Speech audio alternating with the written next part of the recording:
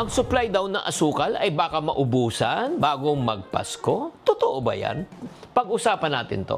Hi there, this is Shane Kitan, your pambansang world coach. Ngayon pag-usapan po natin ang napapanahong balita.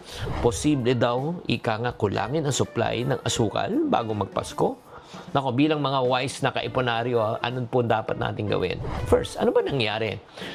According to Sugar Regulatory Administration, posible daw lumiit ang supply ng asukal ngayong holiday season. May mga ibang bansa na hindi daw magpapadala ng asukal sa Pilipinas dahil mas kailangan daw ng kanilang bansa. So ano pong apektado nito? Una, mga food businesses. Pangalawa, bakeries, sari-sari store. At syempre naman, marami pong syempre magse-celebrate ng Pasko. So ano pong magiging epekto nito sa presyo? Kapag konti po ang supply at tumataas po ang demand, tataas po ang presyo. At pag tumaas po ang presyo, damay na po ang tinapay, pandesal, cake, pastry, soft drinks, candies, at syempre, ang paborito nating leche flan sa Noche Buena. Kaya kung dati siguro asukal 40 pesos, baka pwedeng umangat pa ng 60 to 70 pesos. So ano magiging epekto na naman yan sa mamamayang Pilipino? Number one, inflation. Kapag bumili po tayo ng asukal, di ba? In other words, lahat ng mga sugar products po, syempre naman tataas po ang presyo dahil mataas na rin puhunan. Pangalawa, sa mga negosyante, small food vendors, street sellers, karinderya, nako, kailangan na rin nila magtaas ng presyo. Bakit? Kasi tumaas na rin ang kanilang raw material. So anong pwede na natin gawin habang maaga pa? Una, syempre naman, paunti-unti na kayong mag-stock habang hindi pa mataas ang presyo. Pangalawa po, planuhin natin ang Noche Buena menu. Habang ngayon, kung po pwede, huwag muna tayo gumamit ng asukal, gumamit tayo ng alternatives. Pangatlo, bumili po tayo sa local cooperative or tinatawag na wholesale market para mas affordable. Pang-apat, mag-budget ka. Kung may extra ka ngayon, sa November pa lang, huwag mo nang hintayin na December bumili ka. As early as right now, bumili ka na. Tatandaan mga kapatid, hindi natin kontrolado ang presyo ng asukal, pero kontrolado natin kung paano tayo dumiskarte. Sana nakatulong tong episode na ito. Tatandaan, tamang karunungan, tamang disiplina ang susi sa pagyaman.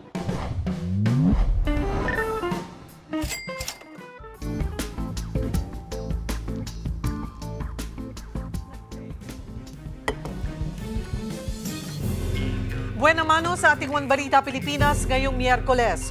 Former DPWH Secretary Babe Singson na pabalitang maghahain umano ng resignation bilang Commissioner ng Independent Commission for Infrastructure. Ano kaya ang dahilan? Nagbabadyang bagyong Wilma, posibleng tumbukin na naman ang Kabisayaan. Sama ng panahon, maaari raw maranasan hanggang sa Mindanao. Sinkhole sa ilang lugar sa Cebu na niyanig ng magnitude 6.9 na lindol noong Setyembre, dumami at lumaki pa. Mga residente patuloy na pinalilikas. Miss Universe third runner-up Atisa Manalo binigyan ng engrandeng pagsalubong sa Maynila. At Ashton Olviga, kumpirmadong kasama rin sa cast ng Metro Manila Film Festival entry na Manila's Finest. Magandang taghali, Luzon, Visayas at Mindanao. Thank you for joining us. Good afternoon sa mga nanonood. Saan po ang This has been my guide. Ang buting utang, kumikita, masamang utang, kita. Mga baidian ng mga balita sa Visayas at Mindanao. nagsanga ang mga paluwa sa kanilang mga probinsya. Hola! One Balita, Pilipinas!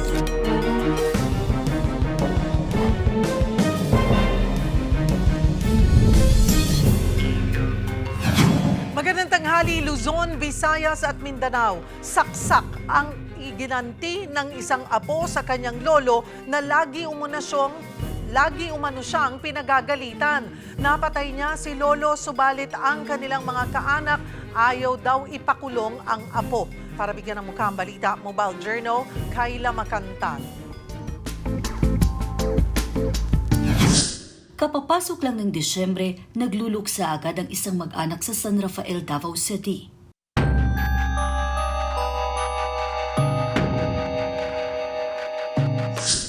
Disyembre 1 pasado alas 5 ng madaling araw, Nagising ang 21 anyos na si Christine sa sigaw ng kanyang lolo Jose. Paglabas ng kwarto, bumungad kay Christine ang 27 anyos niyang kapatid na hawak ang 2 patalim at si lolo Jose naliligo ng dugo. Yung lolo niya kasi ma'am, nakaratay na ma'am kasi hindi na makalakad ma'am, no? Nakita niya yung kapatid niya ma'am, yung suspect na nasa ibabaw ng kanyang lolo at sinaksak.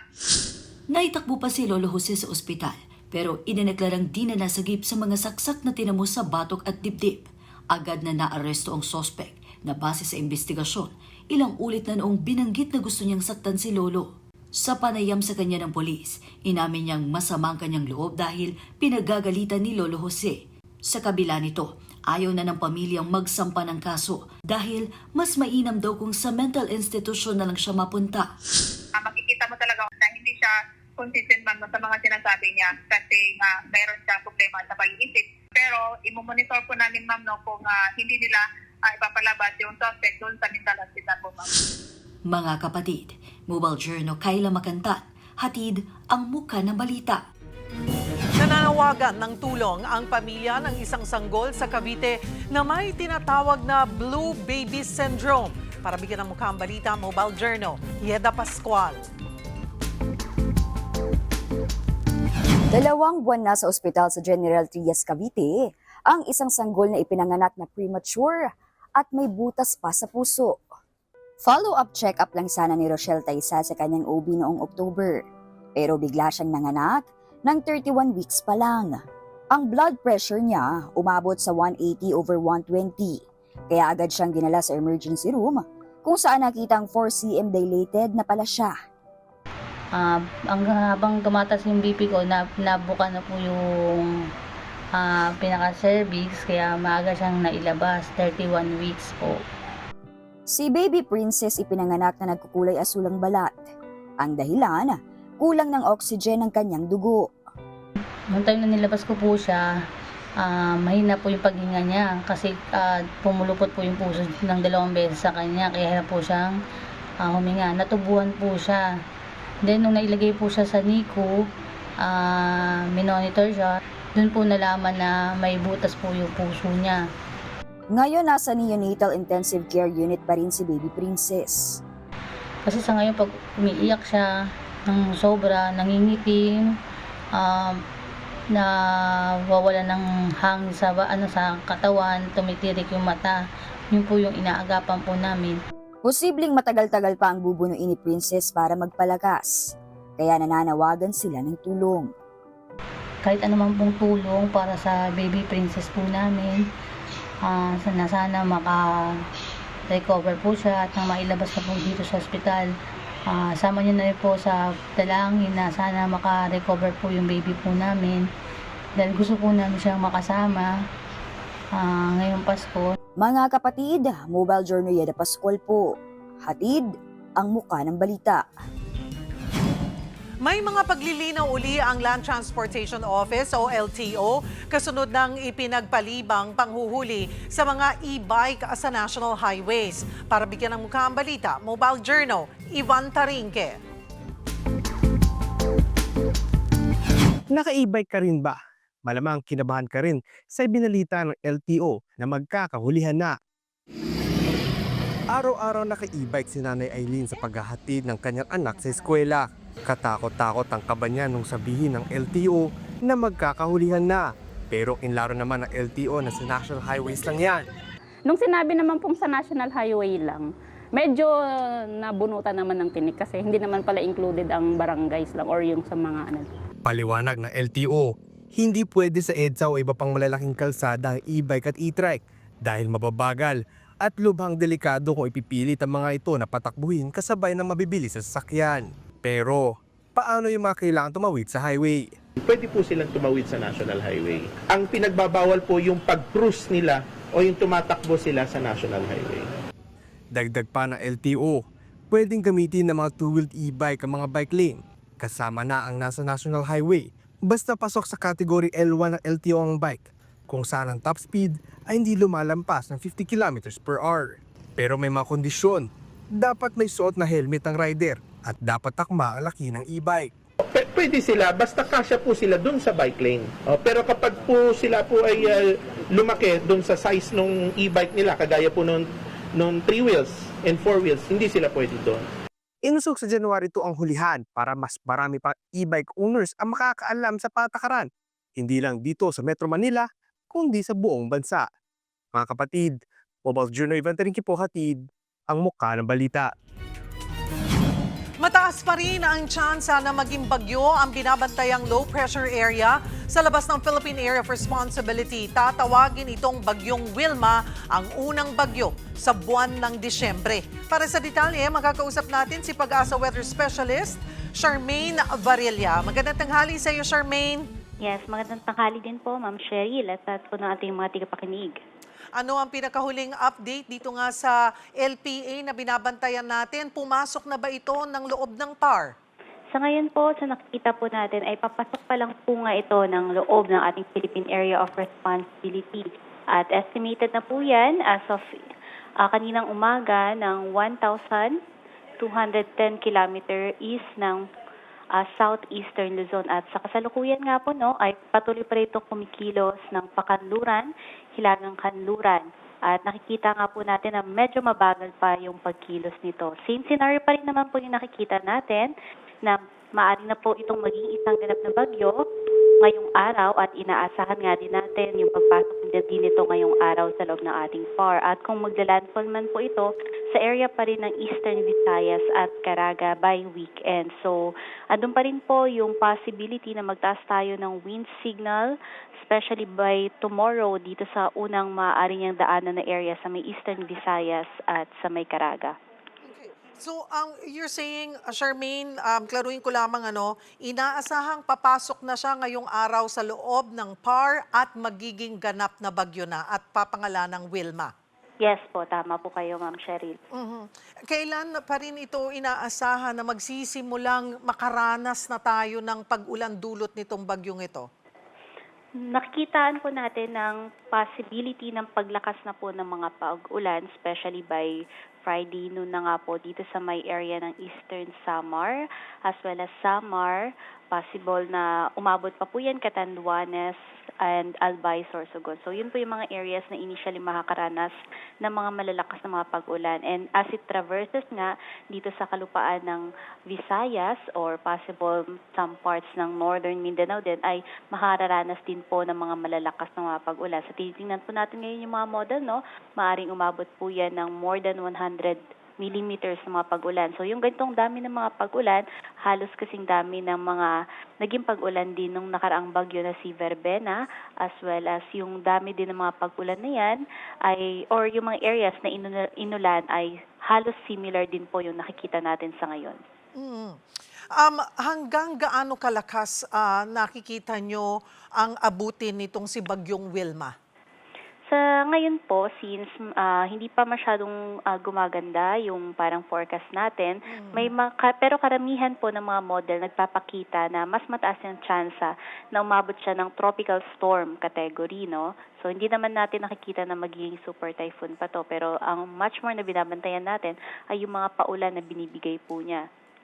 Okay, so kasi kahapon, di ba nag-usap tayo, possible na maging severe tropical storm or typhoon strength. So, or yung typhoon category. So, mas bumaba yung tsansa na maging typhoon siya? Yes po, Ay, magandang Ngayon po, balita mas yan. kumonti na yung mga models na nagpapakita. More on leaning na tayo up until tropical storm, worst case scenario po. Okay. Pero ang sabi mo ay you're concentrating doon sa amount of rain na pwedeng idulot nito. So maraming ulan na dala itong bagyong ito? Yes po, So ang estimated po natin, maraming areas, especially sa Visayas and southern parts ng Southern Luzon, ang maaaring makaranas po ng more than 100 millimeter, as well as nakikitaan din natin ang possibility ng pagbabalik ng shear line since magbabanggaan yung northeast monsoon tsaka yung hangin na nanggagaling dito sa may bagyo. So magbibigay din po yan ng mga paulan dito rin sa areas ng parte ng Quezon, yung isang parts ng Bicol region, maaaring maidamay na rin po yung Aurora. Tapos northeast monsoon, nakikitaan din nga po natin ang pagbugso or paglakas niya. So, yung parte ng, especially yung eastern parts ng Northern Luzon, nakikitaan din po natin ng mga paglakas ng mga pag-ulan. Okay. Balikan ko lamang itong si posibleng maging bagyo nga, itong si bagyong Wilma. Ang sabi mo ay madaming areas ang uulanin dulot nitong bagyong ito? Yes po, tama po kayo, no? And especially po, halos buong Kabisayaan po ay makararanas ng mga paulan na dadalhin nitong si Bagyong Wilma po kung sakali. Kaya po, expect po natin na pagsapit po ng Friday up until midweek, second half nitong next week, ay magiging maulan po. Ang tagal naman nun. Yes po, no? So, medyo may kabagalan pa yung pagtahak nito ngayon.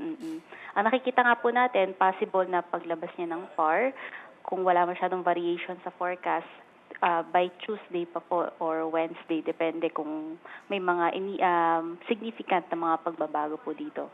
Inaasahan kailan ang landfall nitong bagyo? This weekend na po, ma'am. As early as Saturday po. Saturday. At ganun pa rin ba, Eastern Visayas or Caraga region ang posibleng unang landfall?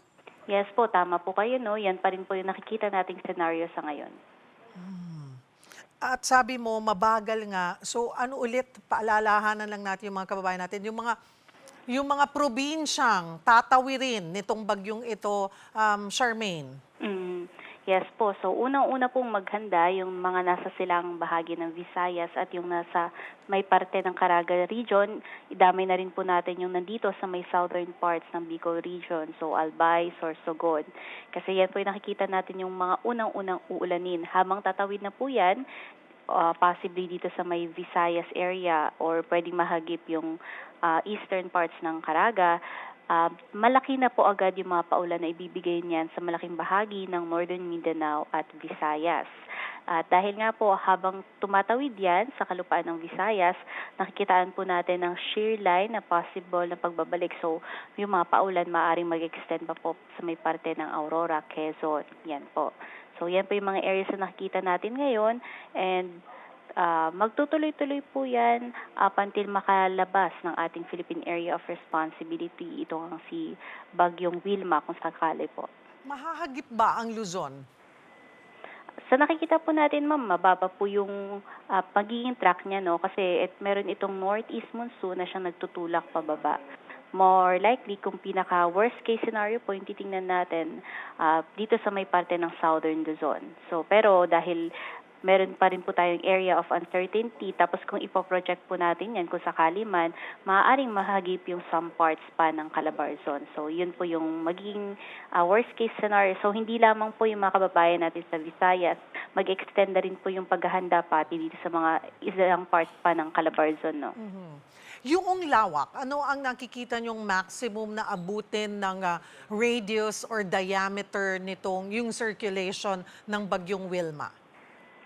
Sa ngayon po ay may kaliitan pa po kasi itong si Bagyong Wilma, no? Pero kung tatanungin niyo po yung magiging lawak niya ay medyo uncertain pa tayo dito sa forecast na yan. Pero possibly, hindi siya yung super lalaki. However, kapag kukonect po yung shear line dito, yun po yung babantayan natin kasi yun po yung parang dudugtong sa mga paulan na ibibigay nito. So, hindi lamang dun sa area na malapit sa sentro niya, kundi yung shear line din po na dadalhin nito. Itong shear line ay kailan inaasahan na magpapaulan at anong mga probinsya ulit yung maapektuhan maliban sa, you mentioned Aurora and Quezon kanina? Yes po, no? So, tama po kayo. Yun po yung mga nakikita natin na areas na more likely maaapektuhan po ng shear line. And aside from those areas, possible po na kung hindi pa aabutin nitong mismong trough or ng mismong apekto nitong tropical cyclone, yung northern parts ng Bicol region. And then, nakikita din po natin, no, na magsisimula na rin po yung mga ganyang mga paulan, lalong-lalo na dito sa may parte ng northern Luzon ng by Thursday and Friday. So, by tomorrow na po may mga nakikita na din tayo mga pag-ulan sa malaking bahagi ng Cagayan Valley, Cordillera, Aurora at Quezon. If you're gonna compare yung amount of rainfall na posibleng dala nitong bagyong itong si Wilma, mas marami ba o mas kukonti kumpara sa verbena? Halos po parehas po sila, no? Kasi si verbena, ang mga paulan po niya sa nakita po natin parang nasa less than 100 millimeters po at most yung mga naging paulan niya. So itong si possible na si Wilma, maaaring mag-exceed siya ng 100 pero hindi natin nakikita na mag-exceed to ng 200. So almost similar po. Medyo, kumbaga, medyo mas maulan lang or mas maraming ulan kumpara sa verbena. Opo, parang medyo slightly lang, ganun po. Charmaine, paalala ulit sa ating mga kababayan. Go ahead. Yes po, no? So, sa ngayon pa lang na nakikita na po natin na magiging or mataas na yung chance nitong si low pressure area na maging bagyo na si Wilma ay paghandaan na po natin kasi nakitaan po natin na yung track or yung tatahakan niya ay similar areas nga rin doon sa mga tinahak nitong nakaraan na bagyo na si Verbena. So nakita naman or naramdaman po natin yung naging impact nito, although sabihin na natin na hindi ganong kalakasan yung mga pag-ulan compared sa mga nagiging mga nakaraan ay dahil nga naging saturated na dahil nga sa sunod-sunod na areas na dinaanan ng mga nakaraang bagyo, itong area ng Visayas ay kung possible po ay mag-extend na tayo ng pinaka-highest preparation sa ngayon pa lang, no?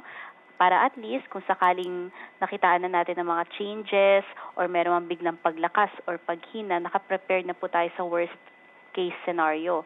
And not only them po dito sa Visayas, no, especially din yung mga kababayan po natin sa Bicol region dahil dyan part siguro mag-deviate yung shear line kung sakali, Quezon, Bicol region. Ibig sabihin po nan kahit medyo malayo-layo dun sa mata ng bagyo ay marami po pa rin niyang ibibigay ng mga pag-ulan. And yung mga kababayan naman din po din natin dito sa may Mindanao, especially dito sa may Caraga at Northern Mindanao, gayon din po meron po tayong sinasabi ulit na area of probability, no? So kung ipaproject po natin yan, hagip pa rin yung dito sa northern parts ng Mindanao. So wag po tayo magpakampante kahit nasabihin natin na hindi tayo direktang tatamaan ng mata ng bagyo. Pag sinabi po nating hagip yung area natin ng area of probability, ay kailangan po naka worst case scenario na preparation po agad tayo. Maraming salamat, Pag-asa Weather Specialist, Charmaine Varilla. Balita gikan sa Visayas ug sa Mindanao. Nagkadaghan ang gipabakwit didto sa San Remigio, Cebu. Kay ngano, mauni ang rason mga bay, midaghan pa daw ang mga sinkhole tungod atong magnitude 6.9 nga linog nga miigo didto ni adtong Setyembre. Dunay na diskubre ko no nga mga sinkhole nga nagtago sa mga residential areas ug sa mga barangay nga layo sa main roads. Unya kadtong mga gagmay kaniadto nagkadako na ron. Ang problema pagyud nangaguba sab ang pipila ka relocation sites tungod sa mga sinkhole. Mga dutas Mindanao mga bay, kiniadto man dito si DPWH Secretary Vince Dizon dito sa Siargao, Surigao del Norte para mang-inspeksyon sa mga construction dito sa isla. Nasuko ang kalihim pagkakita niya nga wala pa nahuman ang mga tulay sa Maasin ug Asinan sa lungsod sa Pilar. Gisugdan kini ni adtong 2021 ug gideclared na nga completed ni adtong 2022.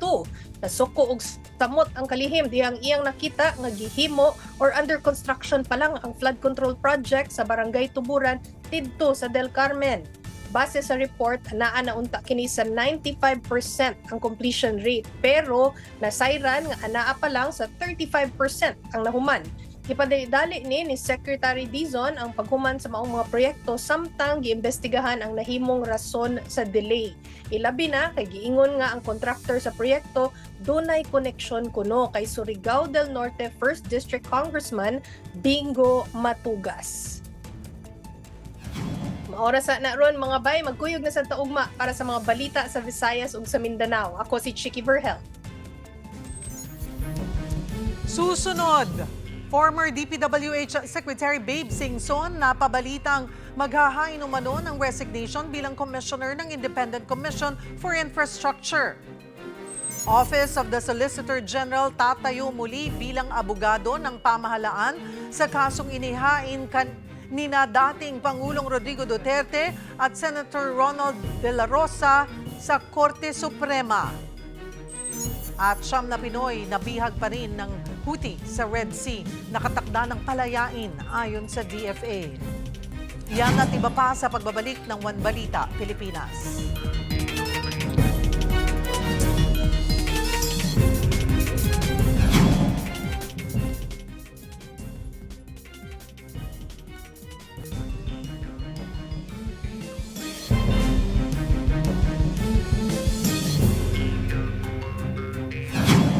Armed Forces of the Philippines na mismo ang nakabisto sa daan-daang ghost projects ng DPWH. Ayon sa AFP, nasa 30,000 projects ang pinainspeksyon sa kanila kasama ang Philippine National Police. Sa ngayon, nasa 10,000 pa lang ang nainspeksyon nila kung saan umabot sa 252 ang ghost o hindi talaga na ipagawa.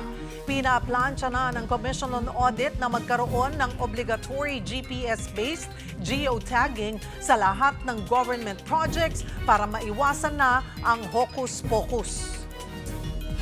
Habang nagpapatuloy ang pagdinig ng Independent Commission for Infrastructure o ICI sa maanumalyang flood control projects, lumutang ang bali-balitang magre-resign ang commissioner nitong si former DPWH Secretary Rogelio Singson. Para sa update, magbabalita live mula sa Taguig, si Mobile Journal Arles de los Santos. Arles, no comment ang sinagot sa amin ni ICI Commissioner Babe Singson nang tanungin namin tungkol nga dito sa issue. Pero ano ba ang balita dyan? Nandyan ba si ICI Commissioner Singson? Cheryl, alam mo, mga alas 11 ng umaga nang magsimulang umugo nga itong mga bulong-bulungan na magbibitiw daw si ICR Commissioner at dating DPWH Secretary Babe Singson. No comment ang kanyang komento dyan, pero ngayong araw sa kanilang isinagawang pagdinig ay nakita naman natin na present pa rin si Commissioner Singson. Hindi nga lamang natin makumpirma kung nagtanong pa rin ba siya doon sa mga resource person na inimbitahan ngayong araw dahil sa setup ng mga pagdinig dito na naka-executive session. Pero aabangan natin sa paggulong ng araw na ito kung nakumpirmado nga ba at matutuloy ba itong mga usap-usapan ng kanyang pagbibitiw bilang commissioner ng ICI. So hindi tayo nagkaroon ng pagkakataon na makaharap siya, makausap ng media. Tama, Cheryl. Mula nagsimula itong pagdinig nila, nandun na sila nila ICI Chairperson Andres Reyes, kasama yung iba pang mga grupo kawani ng ICI, and then nag-proceed na agad sa kanilang mga pagdinig. Pero inaasahan natin na alas 2 ng hapon ngayong araw, magkakaroon sila ng press conference. Tuloy-tuloy din ang pagdinig sa flood control issue. Sino-sino ang humarap ngayong araw? At live stream ba rin ito? Cheryl, ngayong araw ay voluntaryong humarap si Pasig City Lone District Representative Roman Romulo. At alam mo, 5 minuto lamang tumagal ang public live streaming ng pagdinig nito matapos ngang i-request ng kanyang counsel na si Attorney Erica Migrinio na magkaroon ng executive session. Ito daw ay dahil para masiguro ang buhay at kaligtasan ng mambabatas, at gayon din ay hindi mamislead o mamalign, magkaroon ng ibang malisya at maling salin yung lalabas ng mga impormasyon dito sa pagdinig. Then ilang minuto lamang nakalilipas nang nakapanayam natin siya sa kanyang paglabas, hiniling niya rin sa ICI na bigyang linaw yung inilabas nga na Immigration Lookout Bulletin Order nito noong Oktubre kung saan kasama ang kanyang pangalan. Ayon sa kanya, nagkakaroon daw kasi ng mga false and malicious na comments na parang may mga patutsada at parinig daw sa social media na parang may nagawa na raw silang kasalanan. Pero ipapaubayan niya na raw sa kanyang counsel ang magiging aksyon dito. Pero bukod kay Romulo, dumating din dito yung Bulacan representative na si Danilo Dani Domingo. Walang kumpirmasyon kung ano nga ba ang dahilan ng kanyang pagdating dito, pero maaalala natin, Cheryl, na mayroon din bilyong piso na pondo na na-allocate para sa flood control project sa kanyang nasasakupan at nagkaroon ng executive session din sa kanyang pagharap. Ito daw ay para hindi maantala yung kasalukuyan na isinasagawang investigasyon sa mga flood control projects sa Bulacan. Kasama rin sa mga nakaschedule this week si Davao Congressman Pulong Duterte na pinaiimbestigahan na rin ni ACT Teachers Party List Representative Antonio Tino. May balita na ba kung kailan siya mismo haharap sa ICI? Abangan natin yan, Cheryl, kung siya nga ba ang haharap bukas o sa Biyernes, no? Dahil para sa linggong ito, kasama nga yung kanyang pangalan doon. Pero kaugnay yung sa ipinasa no, ng ACT Teachers Party List kahapon, isa yung liham na pinapanawagan nga sa ICI na silipin na ang umano'y 4.4 billion halaga ng mga flood control projects sa nasasakupan nito ni Duterte, kung saan nasa mga 80 na kontrata daw, no, 80 mga kontrata. Ang anyay may ilan ditong mga red flag, kagaya na lamang ng double funding at ilang proyektong nananatiling hindi pa tapos hanggang ngayon. May update na rin ba kung kailan mismo ang schedule ng iba pang imbitado gaya ni na House Majority Leader Sandro Marcos at Congressman Eric Yap? Kasama sila, Cheryl, doon sa aabangan nating schedule ngayong linggo. Ang malaki nga ditong katanungan, magsasabay nga ba sa isang araw itong si Representative Sandro Marcos at Representative Paulo Duterte, no? Dahil ilang beses na rin na may mga parinigan at pahaging sa isa't isa sa social media itong dalawang mga mambabatas, no? Pero kaugnay din doon kay Representative Eric Yap, wala pang schedule yan, pero aabangan natin yan lahat bago matapos itong linggo dito sa Independent Commission for Infrastructure. Cheryl. Maraming salamat, Mobile Journal Arles de los Santos. Samantala, tatayo muling abogado ng pamahalaan ang Office of the Solicitor General sa kasong inihain sa Korte Suprema ng kampo ni na dating Pangulong Rodrigo Duterte at Senator Ronald De La Rosa. Matatandaang dumistansya noon sa petisyon ang OSG sa pamumuno ni former Solgen Menardo Guevara. Kaugnay ito sa apelan ni na Duterte sa pag-aresto ng International Criminal Court o ICC. Pero sa pamumuno ngayon ni Solicitor General Darlene Bernabe, naghain sila ng reappearance sa kaso. Kinwestiyon naman ni Vice President Sara Duterte ang pagsuspende ng Kamara kay Cavite Congressman Kiko Barzaga. Anya, bahagi ito ng pagpapatahimik sa mga nagsasalita ng katotohanan. Maging siya nga raw, inaakusahan ng inciting to sedition. It's an assault to democracy. Nakakalungkot kung bakit umabot na tayo sa ganitong estado sa ating bansa na hindi na nirerespeto yung Bendalo na Bill of Rights under the Constitution. Binatikos din ng Vice Presidente ang mga patama sa kanya ni Palace Press Officer Claire Castro. Payo niya sa publiko, huwag na umanong pansinin ang mga sinasabi ni Yusek Castro. Nakakabobo ng tao yung kanyang sinasabi. At saka pangalawa, nagdadala yun ng kahihiyan. Lalong-lalo na kapag nagsasalita siya na nandun yung seal ng Office of the President. Kasi nakikita yun ng buong mundo. So nakakadala yun ng kahihiyan bilang mga Pilipino. Muling isinulong ni Pangulong Bongbong Marcos ang pagkakaroon ng malinaw na proseso at accountability sa mga lider ng pamahalaan. Para bigyan ng mukha ang balita, Mobile Journal, Julie Baiza. Kapag malinaw ang proseso ng pamahalaan, lumalakas ang tiwala ng ating mga kababayan. Kung may pananagutan, tumataas ang respeto ng mamamayan. Ito ang mensahe ni Pangulong Bongbong Marcos sa harap ng mga lider ng lokal na pamahalaan kasabay ng pagkilala sa 10 outstanding barangay na tumanggap ng 2025 Galing Pook Awards. Sabi ng Pangulo, ito ang kulturang nais nilang ipalaganap sa pamahalaan. Let us strive to continue to replicate the success of these barangay initiatives on a national scale. Learning what works and strengthening the systems that uphold efficiency, participation, and transparency in government. Kasabay nito, kinilala ng Pangulo ang papel ng lokal na pamahalaan sa pagsusulong ng mga inisyatibo gaya ng mga may kaugnayan sa edukasyon, enerhiya at disaster response. Ang naisip ninyo mga bagong project, hindi namin naisip sa national government ito, sa barangay lang talaga manggagaling ito. Iba-iba man ang programa, is iisa ang hatid na mensahe. Kapag tinutugunan natin ang pangangailangan ng tao, nagdudulot ito ng magandang pagbabago. Mga kapatid, Mobile Journal Julie Baiza po, hatid ang mukha ng balita. Kinilala ang Philippine Charity Sweepstakes Office o PCSO bilang top-performing government-owned and controlled corporation noong nakaraang taon. Personal na tinanggap ni PCSO General Manager Mel Robles ang parangal sa idinaos na GOCC Awards sa Parañaque. Kinilala rin kasi siya bilang isa sa 3 Leadership Award finalists para sa taong 2024. Nag-top 1 ang PCSO sa mga GOCC matapos makakuha ng 100.63% rating.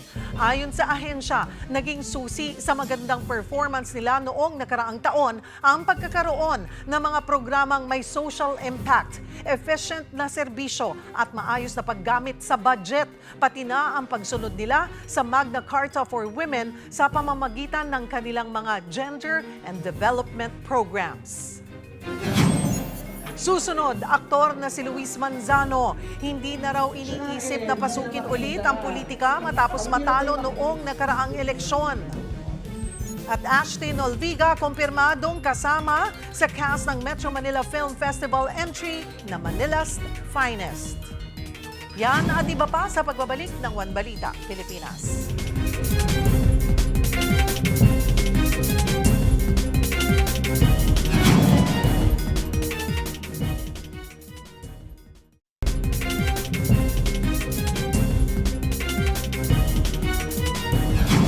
Malapit na raw pakawalan ng militanteng Houthi ang 9 na tripulanteng Pinoy ng barkong MV Eternity Sea na binihag nila sa Red Sea. Ayon sa Department of Foreign Affairs, tumulong ang bansang Oman para mapakawalan ang mga hostage na Pilipino. Planong pakawalan ng Houthi ang mga Pinoy sa Yemen sa kadadalhin sa Muscat, Oman. Doon na sila tutulungan ng Philippine Embassy para makauwi dito sa Pilipinas. Nagpasalamat naman ng DFA sa tulong ng Oman. Pinag-uusapan ng negosyong Eco Uling sa Taguig na nagbibigay ng kabuhayan sa mga kapatid nating persons with disabilities. Para bigyan ng mukhang balita, Mobile Journal, Francis Rivera. Baon ng buko at water hyacinth na kung saan-saan tumutubo. Sino ang mag-aakala na pwede palang uling ang mga yan? Magandang gamitin ito kaysa dun sa traditional na uling natin na gawa sa kahoy. Nagtutog sila ng puno para mag-uling. Ito, hindi kami nagtutog ng puno. Yung mga coconut husk, coconut shell, ninaluan namin ng water lily. Dito sa Taguig, ang pagawaan ng eco-uling na yan. Sa ngayon, binibenta ito ng 45 pesos ang bawat kilo. Pwede ring umorder online. Ang charcoal briquettes ay nakaka-save tayo ng Mother Earth kasi yung 1,000 pieces ng briquettes na magagamit natin ay makasave tayo ng isang puno. Tapos, less smoke siya, odorless at saka matagal siyang gamitin. Kasama sa nagtatag, mag-asawang sina Ofemio Rangel, isang PWD, at Relin Rangel, isang cancer survivor. Double purpose daw ang tinatag nilang Trees Alive, kabuhayan para sa persons with disabilities at pangangalaga rin sa kalikasan. Araw-araw, tinatayang nasa 200 kilos na uling ang nagagawa nila. Ang advocacy naman is bawal lang magputol ng puno. So, ang puno ay buhay. Malaking tulong po sa mga persons with disabilities kasi syempre walang trabaho. Natutulungan kami sa pangangailangan. Mga kapatid, Mobile Journal Francis Rivera po, hatid ang mukha ng balita. May mga panregalo na ba kayo sa Pasko mga kapatid? Kung wala pa, pwede nyo na raw bisitahin ang Christmas Bazaar sa Marikina. Para bigyan ng mukhang balita, Mobile Journal, Fatima Baduria. Imbis na parol at Christmas lights, more shoes ang bida sa Marikina ngayong Christmas season. Dahil yan sa Marikina Shoe Bazaar dito sa Freedom Park, kung saan tampok ang mga sapatos na proudly local at affordable pa. Sandals, loafers, boots. Ilan lang yan sa mga tampok dito sa Marikina Christmas Shoe Bazaar sa Freedom Park. May bag at wallet din. Itong generous na kanyan, 700 by 1 take 1. Sa slip-on, 1,000 by 1 take 1. Si Bernard, 10 years ng shoe seller dito sa Marikina, kaya natuto na rin gumawa. At heto raw ang sikreto ng tibay ng Marikina Shoes. Lalasunin yung pinaka-sole din, pati yung upper, para pag nagdikit, talagang kapit na kapit po. Then, para mas matibay, tatahiin po ng makina. Unang tingin pa lang, alam na matibay po pag may tahi. Kasi hindi po talaga siya aangat. Nasa 700 to 2,500 pesos ang sapatos dito. Sulit lalo kung titignan ang quality. Pinupuntahan pa rin naman tayo. Basta sapatos ng Marikina talaga, ma'am, matibay na, maganda na, mura pa. Bukas ang Marikina Christmas Shoe Bazaar sa Freedom Park hanggang January 4. Mga kapatid, mobile journalist Fatima Baduria po hatid ang muka ng balita. Susunod, Miss Universe third runner-up Atisa Manalo binigyan ng engrandeng pagsalubong sa Maynila. At Astin Olviga, kumpirmadong kasama rin sa cast ng Metro Manila Film Festival entry ng Manila's Finest. Yan at iba pa sa pagbabalik ng One Balita Pilipinas.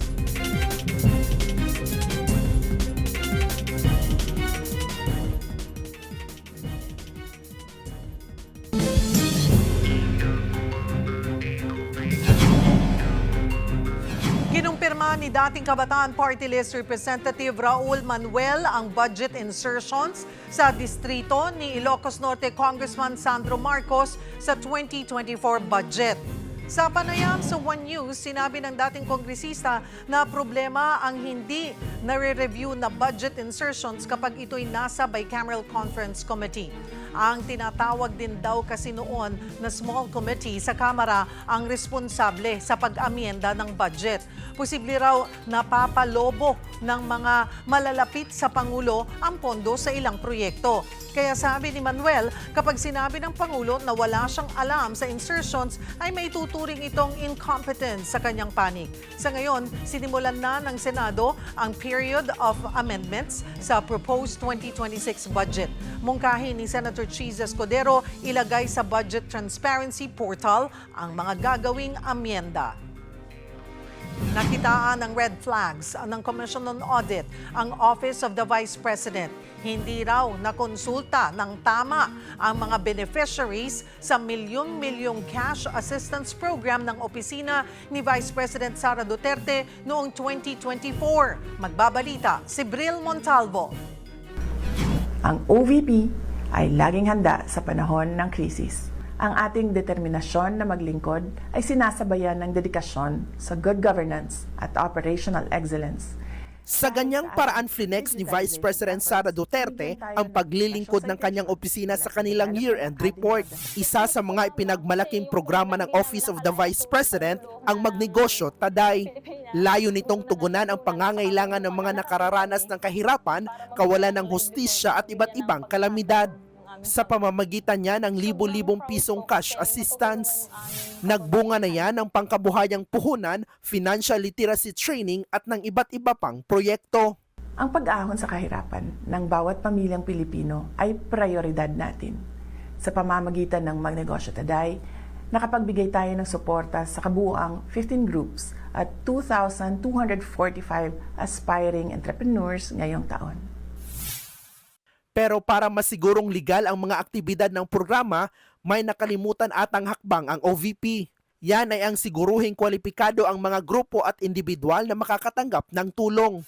Sa 2024 audit ng Commission on Audit na inilabas itong December 1, napag-alaman ng COA na hindi sumailalim sa kinakailangang assessment ang 128 individual at 10 non-governmental organizations na beneficiaries ng programa. Labag daw yan sa Manual of Operations na mismong OVP ang bumuo.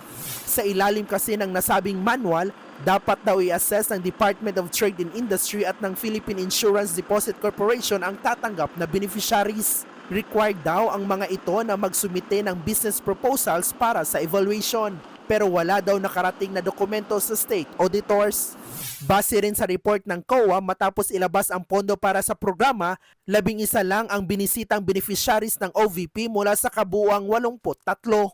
Yan ay para i-check sana ang status ng investment o negosyong dapat ay pinaggastusan ng mga perang galing sa OVP. Hindi lang yan, hindi rin daw na-liquidate ng nasa oras ang higit 2 milyong financial assistance na inilabas ng programa. Sinisika pa ng News 5 na hinga ng pahayag ang DTI, PIDC at ang mismong Office of the Vice President patungkol sa mga natuklasan ng COA. Samantala, ilang kahina-hinalang acquisitions pa ng Office of the Vice President ang nabusisi naman ng Philstar.com. Sa kanilang report, tinukoy nito ang 19 units ng motorsiklo na may kabuuang halaga ng 26.3 million pesos o 1.3 million pesos kada unit. Nariyan din ang 13 laptop na nasa 300,000 pesos kada unit o halos 4 million pesos ang total. 4 na aircon na may total value na halos 300,000 pesos at 7 CCTV units na higit 200,000 pesos kada unit o may total na 1.4 million pesos. Binili ang mga ito noong taong 2023 at 2024. Ayon sa Philstar, hindi frinago o sinita ng COA ang mga nasabing procurement. Wala pa ring komento ang OVP ukol sa nasabing report. Nagbabalita mula sa Frontline, Bril Montalvo, News 5.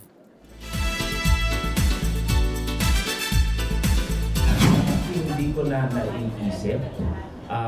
Siguro after everything na we went through, everything that's going on, Yan ang deretsahang sagot ni Luis Manzano nang tanungin kung may balak pa siyang pasukin ulit ang politika matapos matalo nung nagdaang eleksyon. Say ni Luis, masaya siyang makabalik showbiz. ayoko na sayangin din yun, that opportunity, kasi not everyone is given a second chance na manumbalik sa industriya. Suportado naman ni Jessie Mendiola ang desisyon ng asawa gaya ng pagsuporta rin sa kanya ni Luis nang magbalik showbiz siya sa katatapos lang na Sins of the Father. Gusto rin niyang subukan muling mag-host gaya ng ginawa niya noon sa TV5 na Fit for Life. Bukod dyan, pangarap din ni Jessie na makatrabaho ang mother-in-law na si Vilma Santos. Yun naman yung dream ko sa pelikula, makatrabaho si Momski. Poster pa lang, atake na! Gaganap as Agnes Magtibay si Ashtin Olviga sa Metro Manila Film Festival entry na Manila's Finest. Si Ashtin, overwhelmed na makasama sa bigating movie produced by MQuest Ventures, Spring Films at Signal. Super happy lang ako and I'm sure magugustuhan nyo rin talaga kasi sobrang solid ng story and sila Direk, sila Sir Piolo, sila Sir Ariel, sobrang babait nila and sobrang happy ako na kasama ako sa proyekto na to kasi alam mo yun yung hindi lang siya project na, hindi lang siya movie na may mapalabas lang, may storya talaga.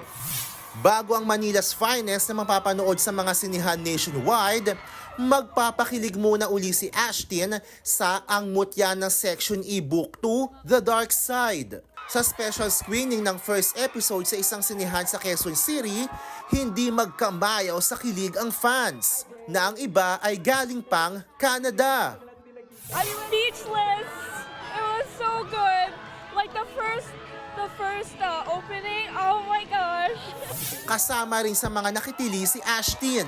Totoo lang nabitin ako. Para gusto ko na idire-diretso ng episode 2 and super happy ako sa results. Hindi na rin siya nakatangging sagutin ang tanong na ito. Kamusta si Andres as a kisser? Rate mo, 1 to 10. Hala! Ewan ko. Sige, 10. Mapapanood ang bagong yugto ng Ang Mutya ng Section E sa Viva One. Elegant in white gown ng tinaguriang pangbansang manika na si Miss Universe third runner-up Atisa Manalo nang pumarada sa Maynila.